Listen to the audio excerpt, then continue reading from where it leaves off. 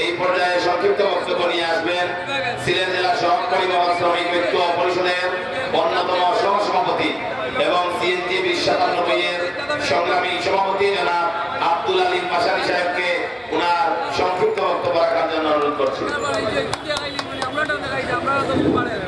বিসমিল্লাহির রহমানির রহিম।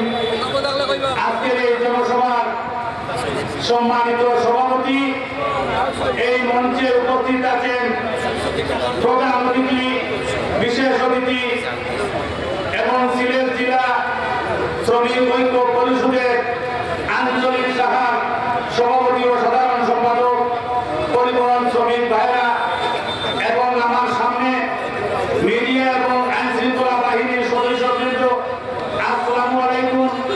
হিন্দু ভাইদের প্রতি আদাব। এখানে আমরা বক্তব্য দিয়েছেন, যারা বক্তব্য দিয়েছেন আমি তাদের বক্তব্য একমত। তবে একটি কথা বলতে চাই, আপনারা যারা শ্রমিক নেতারা এখানে আছেন, আমি আপনাদের উদ্দেশ্য করে বলতে চাই, আপনারা মনে রাখবেন রাজনীতি যারা শ্রমিক আমরা একতা, এই কথাটি আপনারা মনে রাখবেন। প্রত্যেকটি শ্রমিক সংগঠনে প্রত্যেকটি দলের আমানতে আমি অনুরোধ করে বলতে চাই, আমরা 1971 সালে এই দেশের মুক্তিযোদ্ধা ভাইরা দেশ স্বাধীন করেছেন। আমি একজন শ্রমিকের সন্তান, আমি একজন মুক্তিযোদ্ধা পরিবারের সন্তান। আমার অনুরোধ থাকবে আপনাদের কাছে, আপনাদের দাবি নিয়ে আমি একমত প্রকাশ করতে চাই এবং যে সমস্ত বক্তব্য আমার নেতারা দিয়েছেন আমি তাদের বক্তব্য একমত। আপনারা প্রশাসনের জেলা প্রশাসক মহোদয় এবং জেলা প্রশাসক কমিশনার মহোদয়, ডিআইজি সাহেব, ওদের সাথে আমরা স্মারকলিপি মাননীয় প্রধান অতিথিকে বলছি দেওয়ার জন্য।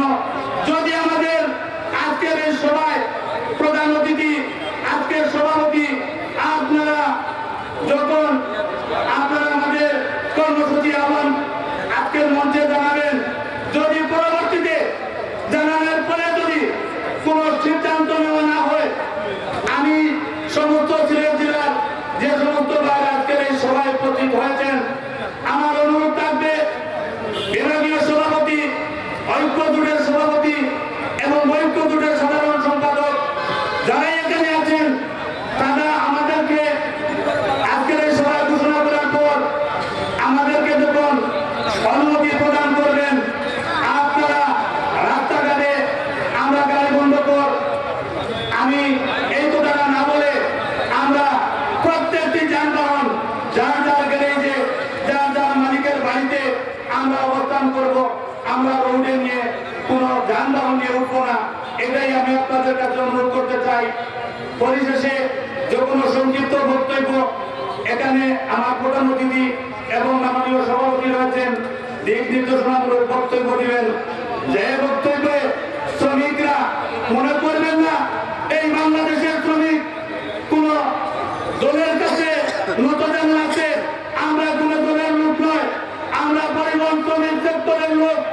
ইনশাআল্লাহ আমরা দাবি বাস্তবায়ন করব, এতে কোনো সন্দেহ নেই। আমি আমার এই সংক্ষিপ্ত বক্তব্য আমার মাঠে কোথায় যদি ভুল হয়ে থাকে, এখানে আইন শৃঙ্খলা বাহিনী, প্রিন্ট মিডিয়া এবং ব্যবসায়ী ভাইরা আপনারা আমাকে ক্ষমা দৃষ্টিতে দেখবেন। আসসালামু আলাইকুম ও আদাব।